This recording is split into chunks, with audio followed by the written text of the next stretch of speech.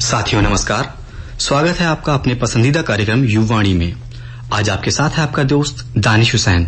दोस्तों, आज है 15 अगस्त यानी स्वतंत्रता दिवस। सबसे पहले आप सभी को स्वतंत्रता दिवस की हार्दिक बधाई व शुभकामनाएं। और इसी पर आज हमारी चर्चा रहेगी स्वतंत्रता दिवस पर।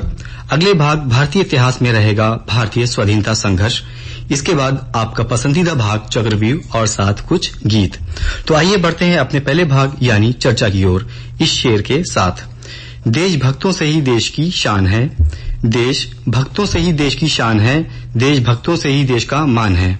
हम उस देश के युवा हैं यारो, हम उस देश के युवा हैं यारो, जिस देश का नाम हिंदुस्तान है।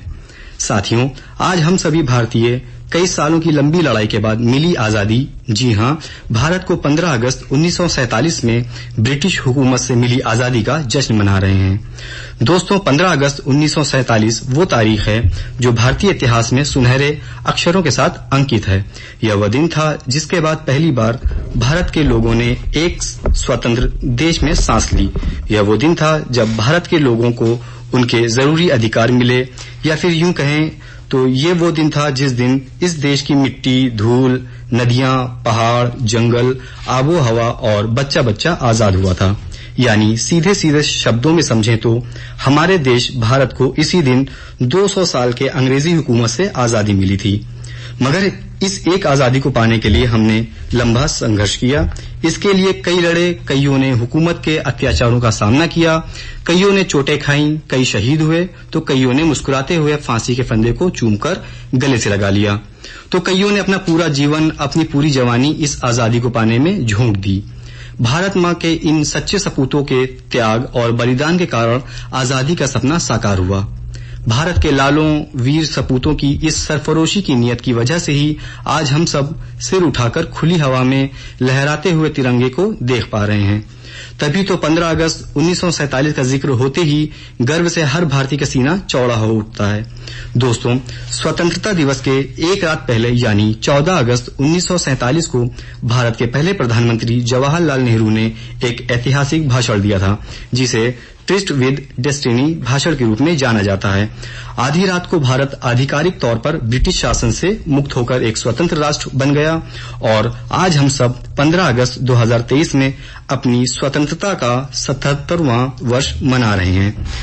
प्रत्येक वर्ष भारत में इस दिन लाल किले के प्राचीर से देश के प्रधानमंत्री तिरंगा फहराते हैं। साल 1947 में भी जब 15 अगस्त को हमारा देश आजाद हुआ था, तब भारत के पहले प्रधानमंत्री नेहरू जी ने लाल किले पर तिरंगा फहराया था।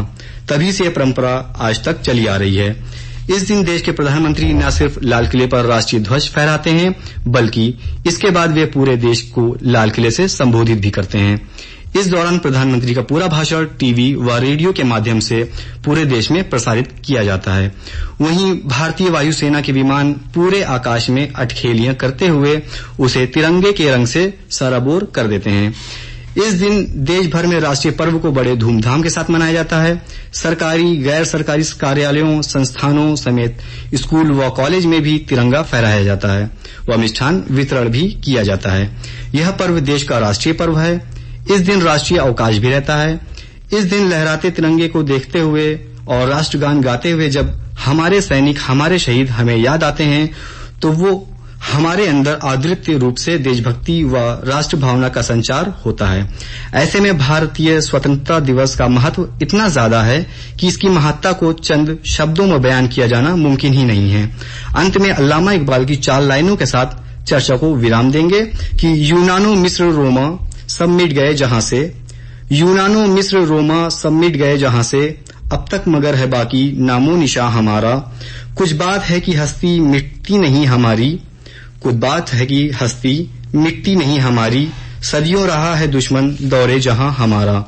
साथियों, अब इसके बाद आइए अब चलते हैं कार्यक्रम के अगले भाग